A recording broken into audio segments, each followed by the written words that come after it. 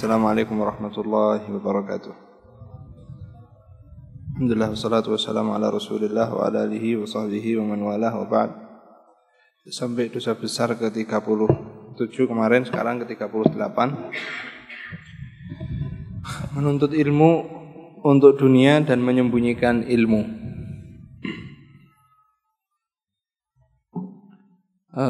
Perlu diketahui bahwa amalan yang paling utama, amalan sunnah yang paling utama adalah menuntut ilmu. Amalan sunnah yang paling pertama adalah menuntut ilmu. Dengan ilmu kita mengenal Allah Azza wa Jalla. Dengan ilmu kita mengenal apa yang Allah Subhanahu wa ta'ala wajibkan kepada kita. Dengan ilmu kita mengerti apa yang menjadi pedoman kita untuk menuju Allah Subhanahu wa ta'ala. Maka ketika suatu amalan ini sangat mulia, kemudian dijadikan niatnya untuk menggapai tersebut enggak mulia, maka itu termasuk dosa yang sangat besar. Makanya ketika hadis-hadis yang menerangkan tentang niat, amalnya mulia tapi niatnya jelek, itu mesti azabnya besar, didulukan daripada yang lain. Makanya orang yang menuntut ilmu itu kedudukannya tinggi di sisi Allah Subhanahu wa ta'ala, tapi menjadi sangat rendah sekali ketika tujuannya dia itu bukan untuk mencari ridho Allah Subhanahu wa ta'ala. Bahkan setelah tauhid dan sholat, amalan yang paling afdal itu thalabul ilmi. Bahkan Imam Syafi'i melebihkan daripada jihad fisabilillah, thalabul ilmi. Sangat besar sekali. Sangat besar sekali keutamaannya mencari ilmu. Tapi ya mencari ilmu itu enggak gampang. Amalannya besar. Mencari ilmu itu enggak gampang. Kalau kita melihat mencari ilmu sekarang dengan mencari ilmu zaman dulu jauh. Mereka jalan kaki ribuan kilometer. Enggak main-main. Dari Baghdad ke Yaman jalan kaki. Kayak apa? Dari Baghdad ke Sana'a jalan kaki. Dari bahkan ada yang berjalan kaki dari Andalusia sampai ke Irak. Dari Spanyol sampai ke Irak jalan kaki. Ya. Itu. Kemudian Imam Ahmad berkata, saya keliling dunia 2 kali. Naik apa? Jalan kaki. Mengumpulkan musnad Imam Ahmad itu, musnadnya. Tuftud dunya maratain, saya keliling dunia itu 2 kali. Mendatangi ulama satu-satu, diambil hadisnya terus. Sampai kumpul kita tinggal nikmati pakai Google. Ya. Sahih Bukhari, Imam Bukhari berjalan ribuan kilometer sampai akhirnya terkumpul yang kita nikmati sekarang, Sahih Bukhari. Mereka meninggalkan kesenangan dunia, ya itulah pencari ilmu yang benar. Bukan kayak model kita, model saya, model kita semuanya ini. Datang pengajian, yo nggak bawa buku, sudah dibelikan. Hah? Sudah gratis, sudah dibelikan, sudah ya, nggak bawa pulpen, senden ngantuk lagi, waduh, udah. Ya alhamdulillah lah, mudah-mudahan kecipratan berkahnya mencari ilmu. Nah, bukan mengecilkan antum-antum yang sudah hadir, tapi jauh banget kita ini sama pendahulu kita, jauh banget.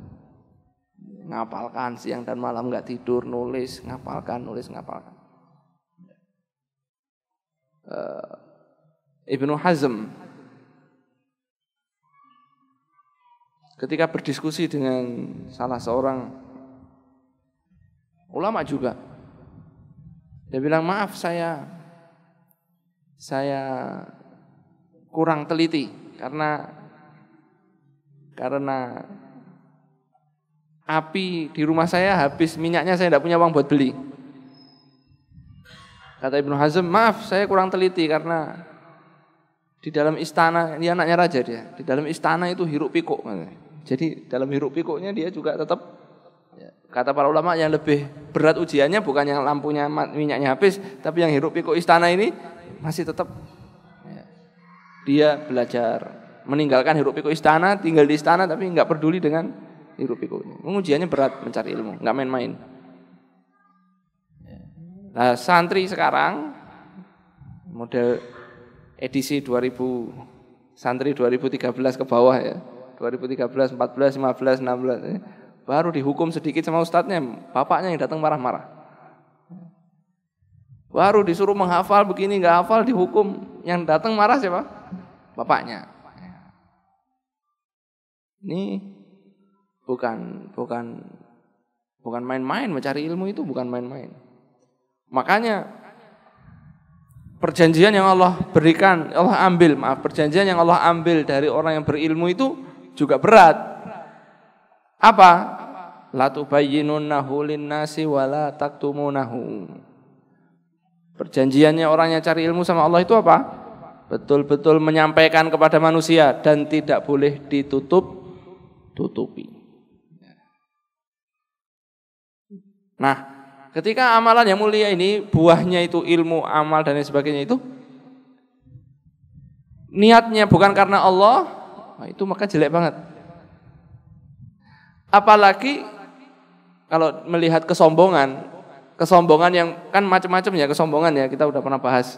Kesombongan gara-gara pakaian, kesombongan gara-gara uang, kesombongan gara-gara kendaraan, kesombongan gara-gara kedudukan. Yang paling jelek adalah kesombongan gara-gara dia punya ilmu. Ilmunya ini dipakai alat untuk dia menyombongkan diri, merasa lebih tinggi dari manusia yang lain. Maka dia itu menjadi sangat buruk sekali. Karena ilmu itu tujuannya apa? Supaya kita semakin takut sama Allah. Lah kok punya ilmu malah semakin sombong, berarti dia akan semakin rendah kedudukannya di sisi Allah. Semakin rendah kedudukannya di sisi Allah Subhanahu wa taala.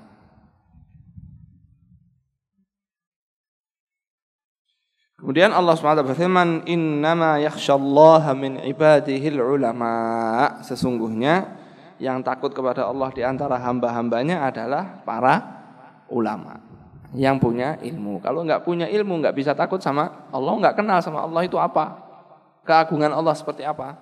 Makanya Ibnu Abbas mengatakan, maksud ayat itu adalah sesungguhnya orang-orang yang takut kepadaku di antara makhlukku ialah yang mengerti tentang keperkasaanku dan kemuliaanku dan kekuasaanku.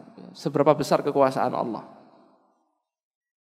Dia ngerti betul, qul huwal qadiru ala ayyab'atsa 'alaikum 'adzaban min fawqikum aw min tahti arjulikum aw yalbisakum syi'an fayudhiqa ba'dakum ba'sa ba'd. Katakanlah Allah lah yang maha mampu untuk yab'atsa 'alaikum 'adzaban min fawqikum. Allah mampu untuk mengirimkan azab dari atas kepala kalian, dari atas kalian. Wa min tahti arjulikum, dan mengirimkan azab dari bawah kaki kalian. Aw yalbisakum syai'an fa yudhiqa ba'dakum ba'sa ba'd, atau Allah menjadikan kalian ini apa? Kelompok-kelompok. Yang satu menindas yang lain. Yang satu menindas yang lain. Ini bentuk azab. Maka orang yang ngerti kayak gitu, Allah mampu merubah keadaan dia dalam sekejap. Jangankan cuman pindah partai ya. Allah mampu merubah keadaan orang itu dalam sekejap. Kok cuman pindah partai, pindah agama. Jadi pindah agama saja Allah mampu membuat orang naudzubillah murtad. Apalagi cuman membuat orang dari miskin jadi kaya, atau sebaliknya dari kaya jadi miskin. Keluarganya rukun jadi amburadul. Allah mampu. Maka Allah, orang yang kenal sama Allah Subhanahu wa taala, takut melanggar aturan Allah Subhanahu wa taala. Hati-hati betul. Mau cari makan, hati-hati. Yang haram ditinggalkan, yang halal diambil. Sebagian yang halal bahkan ditinggalkan saking takutnya untuk terjebak yang haram dan lain sebagainya. Mujahid dan Sya'bi berkata, orang yang berilmu adalah orang yang takut kepada Allah. Berarti orang yang punya ilmu tapi kok enggak takut sama Allah, berarti dia itu orang yang ilmunya belum bermanfaat buat dia. Atau bahkan ilmunya nanti justru akan membuat dia celaka di hari kiamat, akan menuntut dia. Ar-Rabi' ibnu Anas berkata, barang siapa yang tidak takut kepada Allah, maka ia bukanlah seorang yang berilmu, walaupun ilmunya banyak. Allah Ta'ala berfirman, sesungguhnya orang-orang yang menyembunyikan apa yang telah kami turunkan berupa keterangan-keterangan yang jelas dan petunjuk setelah kami menerangkannya dengan jelas kepada manusia dalam Alkitab, Al-Quran, ulaika yal'anuhumullah wa yal'anuhumul la'inun, mereka itu dilaknati oleh Allah dan dilaknati oleh orang-orang yang melaknat. Dilaknati oleh Allah Subhanahu wa ta'ala, dijauhkan dari rahmatnya. Ditanya, apa hukumnya ini? Ketika yang nanya adalah orang yang punya kekuasaan, dia jawab sesuai dengan kemauan yang berkuasa. Dilaknati oleh Allah dan dilaknati oleh semua makhluk yang melaknat. Ditanya hukumnya apa? Karena yang nanya bosnya atau kawan kerjanya takut nggak dapat order lagi, akhirnya dijawab sesuai dengan kemauannya yang punya order tadi. Misalnya mau dapat orderan baju, ada gambar salibnya. Ini 10 kontainer ini, hukumnya apa? Jawab enggak, saya nggak dapat order lagi. Gak apa-apa, ini yang pakai orang kafir, gak apa-apa. Hanya pakai bukan kita, yang penting niatnya kita untuk apa? Niatnya kita untuk berdagang, kan ibadah berdagang itu, gak apa-apa. Atau dapat orderan kaos partai. Dapat orderan kaos partai 100.000 kaos misalnya. Tapi partainya yang mencaci Allah dan Rasulnya misalnya. Nah, tidak apa-apa urusan ini, yang penting kita urusannya bisnisnya, toh yang pakai bukan orang-orang kita. Menutup ilmu, maka dia itu dilaknati oleh Allah dan dilaknati oleh orang-orang yang melaknat. Padahal dia tahu. Dia tahu. Makanya orang yang tahu kemudian justru malah menutup mata, itu dosanya lebih besar. Nah,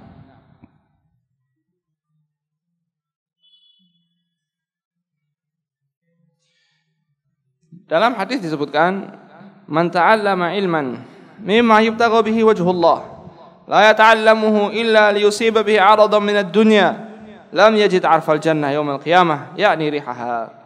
Barang siapa mempelajari suatu ilmu yang harusnya ilmu itu dipergunakan untuk mengharapkan wajah Allah, mengharapkan ridha Allah, mengharapkan pahala dari Allah, namun ia tidak mempelajarinya kecuali untuk memperoleh materi dunia, untuk memperoleh uang, untuk dapat jabatan, untuk dapat pekerjaan, maka ia tidak akan mencium wewanginya bau surga. Kalau cium baunya aja nggak bisa, apalagi masuk jannah.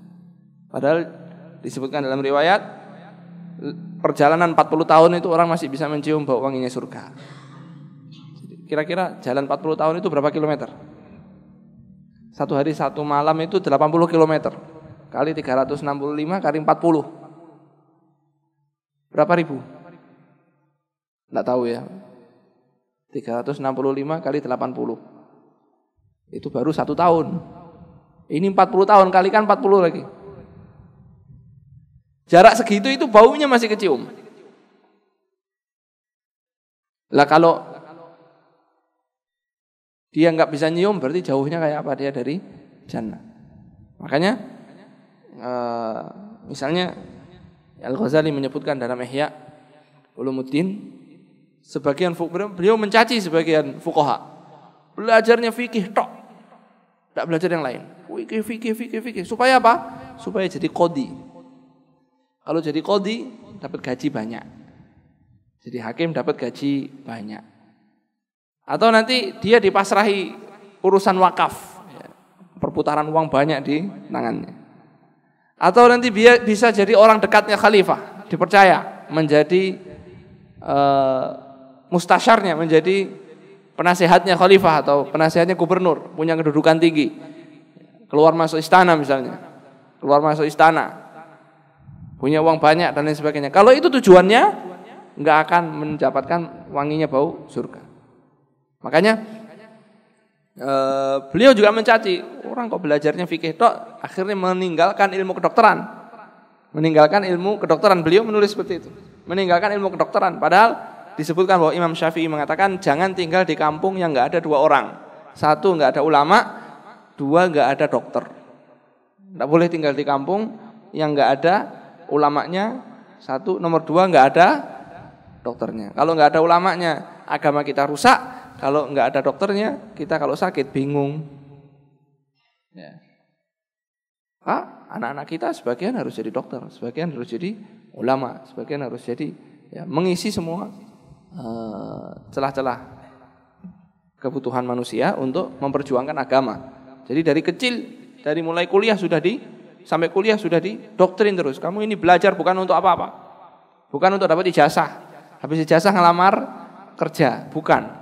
Tapi untuk meninggikan kalimatullah di permukaan bumi ini. Dengan apa yang kau pelajari? Ya. Misalnya ahli elektro, ahli nuklir, ahli kimia, ahli arsitektur, ahli. Ini semua sangat diperlukan oleh kaum muslimin. Di samping juga harus punya ahli fikih, ahli tafsir. Ya. Sekarang banyak, ya enggak semuanya, tapi banyak dokter malah jadi sindikat penjualan obat. Dokter-dokter tapi nggak takut sama Allah. Banyak arsitek, ya muslim juga, tapi korupsi misalnya, markup harga atau ngurang-ngurangi spek misalnya. Ini juga nggak takut sama Allah Subhanahu Wa Taala, karena mungkin dia dulu belajar itu nggak ada visi misinya, cuman apa? Yang penting lulus, dapat ijazah, bisa kerja. Pokoknya masa depan itu hanya kerja. Jadi yang dipikir, kamu sekolah yang pintar nak biar bisa masuk SD yang bagus, favorit. Nanti sekolah SD yang favorit, nilaimu harus bagus biar bisa masuk SMP yang favorit. Nanti kalau SMP yang favorit, nilaimu harus bagus juga biar bisa masuk SMA yang favorit. Nanti SMA favorit nilaimu harus bagus, ya belajarnya harus giat biar bisa masuk pegawai, biar bisa masuk kampus yang favorit. Nanti kalau kamu nih IPK-nya harus tinggi supaya bisa jadi pegawai negeri. Kenapa enak jadi pegawai negeri? Kalau pensiun dapat uang pensiun. Udah, jadi dia belajar dari mulai SD sampai kuliah itu rupanya untuk mengamankan uang akhir pensiunnya itu. Jadi belajar bertahun-tahun. Kalau dia dari awal kerja aja nggak usah belajar, itu lebih kaya mungkin daripada yang kuliah kerja serius dari awal ya sampai bertahun-tahun bangun bisnis. Itu mungkin lebih sukses daripada yang akhirnya mendaftarkan. Ya bukan berarti nggak boleh daftar pegawai negeri, tapi kalau tujuannya belajar, apalagi belajar Islam, cuman biar jadi pegawai negeri ya. Ini sangat naif sekali. Tapi dibutuhkan juga pegawai negeri yang bagus. Ya, tapi jangan jadi tujuan. Karena niat itu tempatnya di dalam hati. Tidak bisa diungkapkan. Ya, niat itu tempatnya di dalam hati dan yang tahu hanya dirinya sama Allah Subhanahu wa taala. Man talaba al-ilma liyumari bihi as-sufaha aw libahi bihi al-ulama aw liyasrifa wujuhan nas ilaihi fahuwa finnar wa fi riwayatin adkhalahu Allahu an-nar. Barang siapa menuntut ilmu untuk mendebat orang-orang bodoh biar ketok pinter ya. Aw liyubahi bihi al-ulama, atau untuk membanggakan diri di hadapan para ulama. Ben nek lingguh harus status tati pantes begitu. Nek ngobrol nyambung. Jadi dia belajar itu perlunya cuman itu. Kalau tadi untuk debat, belajar buka buku semalam, 2 malam, 3 malam, perlunya untuk ngelayani debat. Makanya hatinya keras dan gak akan bermanfaat ilmunya di dunia apalagi di akhirat nanti. Aul yasrifa wujuhan nasi ilaih, atau supaya menarik perhatian manusia agar cenderung kepadanya. Itu hafalannya kuat banget itu. Dia ngapal itu sebelum pengajian dihafalkan nomor hadisnya. Ya, biar tiru-tiru Ustaz Adi Hidayat. Ya. Abu Dawud 36. Abu Dawud meriwayatkan hadis nomor 3664 gitu ya. Biar orang-orang, wah, ini hafal juga ini ya. Hafal juga ini ya. Ini supaya orang berpaling kepadanya. Maksudnya berpaling menuju dia semuanya. Supaya orang menengok dia semuanya. Maka Allah masukkan dia ke dalam api neraka. Wa man su'ila an ilmin fakatamahu aljamahu Allahu bilijamin minan nar yaumil qiyamah. Barang siapa ditanya tentang suatu ilmu namun ia menyembunyikannya, maka pada hari kiamat nanti ia akan dikekang dengan kekang dari api neraka. Qala di antara doa Nabi sallallahu alaihi wasallam, Allahumma inni a'udzubika min ilmin la yanfa'. Ya Allah, aku berlindung kepadamu dari ilmu yang tidak bermanfaat. Diriwayatkan bahwa kelak pada hari kiamat akan didatangkan seorang alim yang jahat. Bin alim su, orang alim yang jahat. Orang alim yang jahat itu siapa? Orang alim yang menjilat kepada penguasa yang zalim. Di dalam kitab fikih pembahasan zakat itu ada frasa begini. Kalau seandainya ada orang bernazar atau mengatakan zakatku ini akan saya berikan kepada orang yang paling buruk.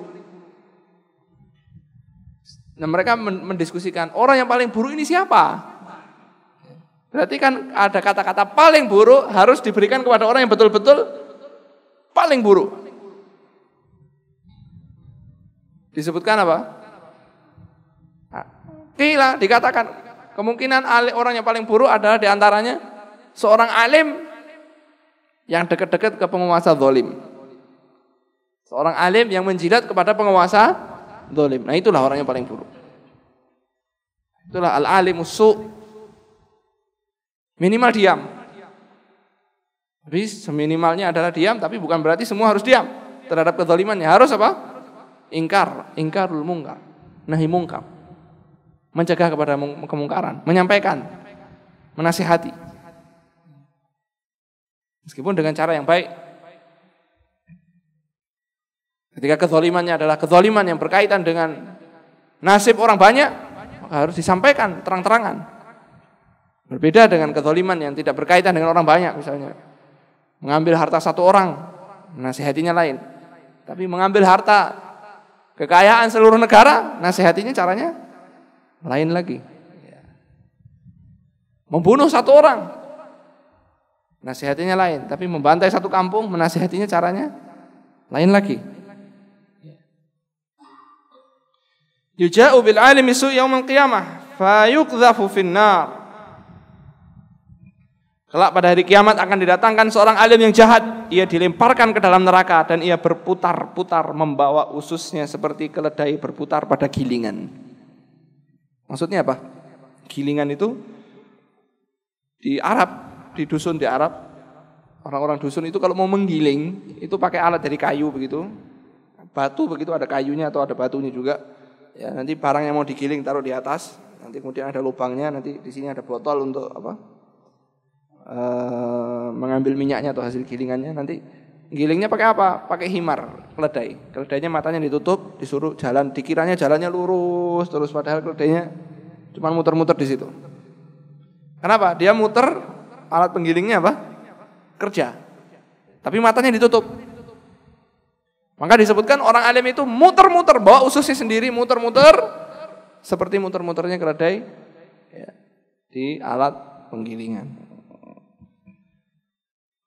Fayuqalu bima laqita hadza wa inna mamtadaina bika fayaqulu kuntu ukhalifukum ila ma anhaakum an. Bagaimana Anda mengalami nasib seperti ini padahal kami mendapatkan petunjuk melalui kamu? Saya ini ngaji yuk gara-gara kamu, kok malah kamu seperti ini? Dijawab, aku mengerjakan apa yang kalian aku larang mengerjakannya.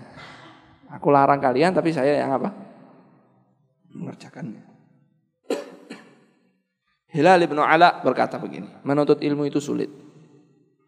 Menjaganya lebih sulit. Mengamalkannya lebih sulit lagi.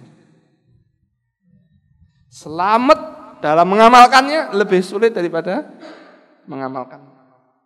Jadi memang ilmu itu berat. Bukan berarti nggak usah cari ilmu begitu loh. Tapi ini tantangan. Kalau sudah tahu harus mengamalkan, harus jaga. Kalau menjaga harus mengamalkan. Kalau mengamalkan ya harus hati-hati supaya amalnya betul dan supaya dia selamat nanti di hari kiamat. Jadi tujuan kita mencari ilmu itu bukan untuk apa-apa, tapi untuk betul-betul ben saya ini selamat gitu loh. Tujuan saya cari ilmu itu biar saya selamat. Bapak Ibu hadir di pengajian sini tujuannya apa? Itu harus tahu. Tujuan saya supaya kenal kepada Allah, supaya tahu yang halal, supaya tahu yang haram, supaya mengerti apa yang harus dilakukan, apa yang tidak boleh dilakukan, supaya akrab dengan Allah, supaya mengerti caranya gimana supaya akrab kepada Allah, bagaimana cara supaya kenal kepada Allah, bagaimana bisa bermunajat kepada Allah Subhanahu wa taala. Kalau ilmu itu enggak nyampaikan kita ke tujuan-tujuan kayak gitu, percuma kita hadir di sini. Sangat percuma sekali, sangat buang waktu sekali kita hadir ke sini. Nanti tujuannya akan tujuan-tujuan yang lain dan membuat hati kita justru malah lebih keras.